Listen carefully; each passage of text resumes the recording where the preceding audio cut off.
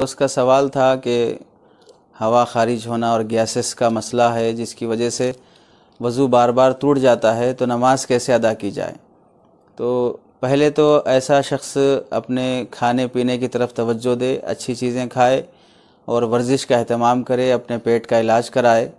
ये चूँकि बीमारी है, आदमी बीमारी के साथ पैदा नहीं होता है, अपनी दूसरे आज़ार की वजह से या अपनी ग़िज़ा पर सही तवज्जो नहीं, सेहत का ख़्याल नहीं, सही वक्त पर वर्जिश नहीं, जिसकी वजह से बीमारियां पैदा हो जाती हैं।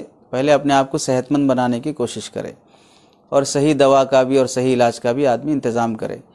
उसके बाद भी अगर इस बीमारी से गुज़र रहा हो तो यहाँ पहली बात ये याद रखें कि अगर किसी आदमी को 2 रकात 4 रकात पढ़ने में जितना वक्त लगता है, जैसे 5 मिनट 6 मिनट वक्त लगता है, ज़्यादा से ज़्यादा 10 मिनट वक्त लगता है नमाज़ पढ़ने में, 10 मिनट भी अगर उसे इतनी फ़ुर्सत ना मिलती हो कि बग़ैर हवा ख़ारिज हुए और गैसेस निकले कि वो नहीं रह सकता, हर 2 मिनट में गैस निकल रहा हो, तो ये शख्स शरीयत की निगाह में माज़ूर कहलाता है।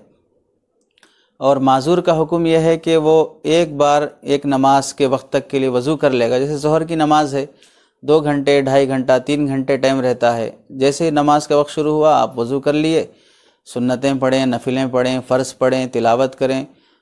फ़र्ज़ नमाज का ज़ोहर का वक्त पूरा 2-3 घंटे रहने तक आपका वज़ू बाकी माना जाएगा। दरमियान में अगर आपको हवा ख़ारिज हो भी जाए तो भी उस शख्स को बावज़ू ही शरीयत मानती है। अलबत्ता कोई दूसरा उज़्र ऐसा नहीं होना चाहिए जिसकी वजह से नमाज तो वज़ू टूट जाए। मसलन हवा ख़ारिज होने के अलावा आप सो गए, या नहीं तो जिस्म से खून निकल गया, या उल्टी हो गई, ये दूसरे चीज़ें पेश आ गई तो फिर आपका वज़ू नहीं रहेगा, दोबारा वज़ू करना पड़ेगा।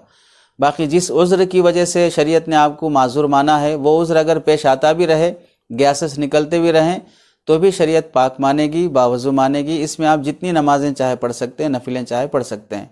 जैसे ही ज़ोहर की नमाज़ का वक्त ख़त्म हो जाएगा, असर की नमाज़ का वक्त शुरू होगा, तो फिर दोबारा आपको वज़ू करना पड़ेगा। और उस वज़ू का भी उतना ही टाइम रहता है जितना असर का टाइम रहता है। जैसे असर का टाइम ख़त्म हो जाएगा तो वज़ू भी ख़त्म हो जाएगा। इस तरह हर नमाज के लिए ताज़ा वज़ू करके नमाज़ पढ़ना रहेगा। और अगर गैसेस का मसला है लेकिन इतना ज़्यादा नहीं है कि आपको 5 मिनट भी वक्फ़ा नहीं मिलता, 10 मिनट भी वक्फ़ा नहीं मिलता है, तो इतना ज़्यादा नहीं है, बल्कि आपको 5-10 मिनट मिल जाते हैं जिसमें आप बग़ैर गैसेस के वो नमाज़ पढ़ सकते हैं, तो फिर ऐसा शख्स शरीयत की निगाह में माज़ूर नहीं कहलाएगा। नमाज से पहले अच्छी तरह ज़रूरत से फारिग हो जाए और ऐन जब जमात खड़ने का वक्त हो उस तरह ताज़ा वज़ू करके आ जाए। 5-10 मिनट जितना वक्फ़ा आपको मिलता है उसमें जमात से नमाज अदा कर ले। दौरान नमाज अगर गैसेस का मसला आ भी रहा हो तो हत्तल इम्कान उसे रोक कर नमाज अदा कर ले तो नमाज हो जाएगी।